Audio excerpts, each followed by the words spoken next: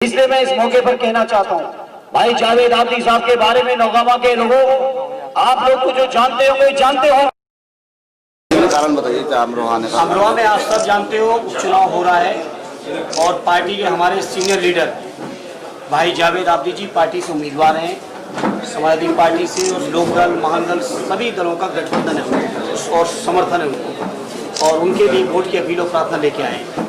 मुझे खुशी है कि स्वर्गीय चंद्रपाल जी की आवाज़ पे मुझे आने का सौभाग्य मिला और आज अपनी बात कहने का मौका मिला। अच्छा माया, तो आप क्या कहना चाहेंगे? देखिए, कुछ चीज़ों पे मैं नहीं कहूँगा क्योंकि वो जब गठबंधन में थी उस समय बयान उनके आ चुके थे। जहाँ तक सवाल है, हम तो समाजवादी लोग पहले से कहते रहे कि बीजेपी के साथ आ, तो उनको खुल के कहा भी है कि परिषद के चुनाव में, विधान परिषद चुनाव में बीजेपी की मदद करने वाली है। लेकिन समाजवादी लोगों की मदद जनता कर रही है और जनता के बीच हम लोग हैं और जनता आने वाले 22 में माननीय अखिलेश जी को एक बार फिर उत्तर प्रदेश के अंदर मुख्यमंत्री बना के जो लोक कल्याणकारी योजनाएं थी उन योजनाओं को चलाने का काम करें। अच्छा, बसपा सुप्रीमो मायावती ने कहा है कि सपा से गठबंधन करना हमारी भूल थी, इस पर क्या कहेंगे?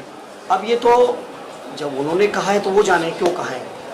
हमारे लीडर ने कभी भी किसी चीज के लिए आज तक कभी किसी की आलोचना नहीं की, आज तक नहीं की। हम लोग चुनाव के मैदान में और जनता के बीच में जो है बसपा सुप्रीमो ने अपने 7 विधायकों को आज निलंबित कर दिया है और उन्होंने कहा कि सपा अखिलेश यादव विधायकों को खरीद फरोख्त कर रहे हैं, इस पर क्या कहेंगे?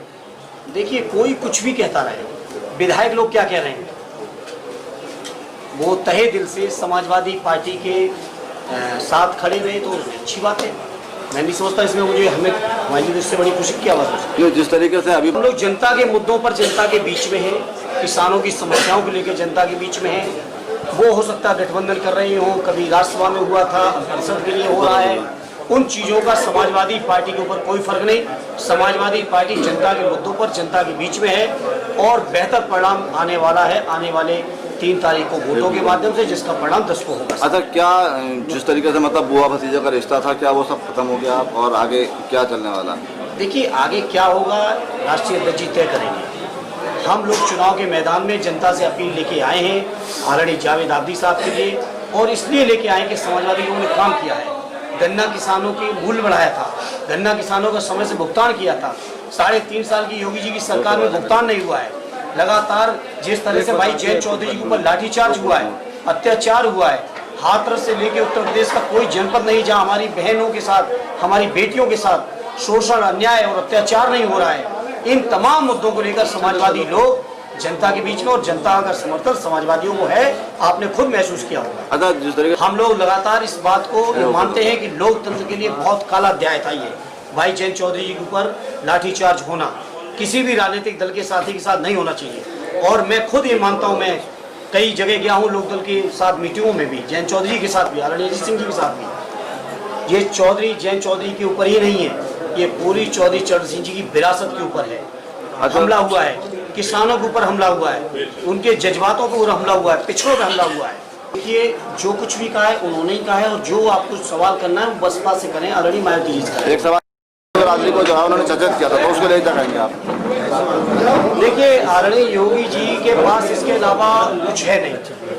हम समाजवादी लोग समाज को बनाने में लगे हैं और वो समाज को तोड़ने के लिए रात दिन कोशिश करते हैं, लेकिन जनता को सब कुछ पता है और जनता समाज जोड़ने का काम करेगी। 1 हफ्ते में गन्ने का भुगतान हो जाएगा।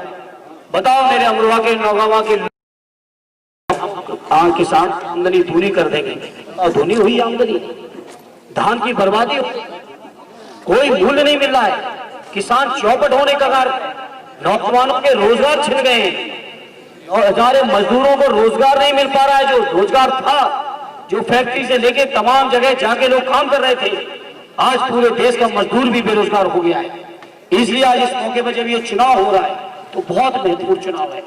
इस महत्वपूर्ण चुनाव में भारतीय जनता पार्टी की जो जन विरोधी नीतियां हैं उनके खिलाफ भी आपको जनादेश देना है। वहीं आने वाले 2022 में उत्तर प्रदेश के अंदर एक नई किरण, जो आपको उम्मीद की जो किरण है, समाजवादी पार्टी जिसके नेता माननीय अखिलेश यादव जी हैं, जिन्होंने अपने कार्यकाल में, उनके बारे में अब हमें आपको कहीं बताने की सबूत देने की जरूरत नहीं है। जब उनका कार्यकाल रहा है तो उन्होंने जनता के बीच कैसी सेवाएं हो सकती हैं, बेहतर से बेहतर सेवाएं, दुनिया की सबसे बेहतरीन सेवाएं देने का प्रयास माननीय अखिलेश जी ने किया है वो जितना आज ये कोरोना का दौर चल रहा है, बताओ कौन सी चीजें काम आ रही हैं?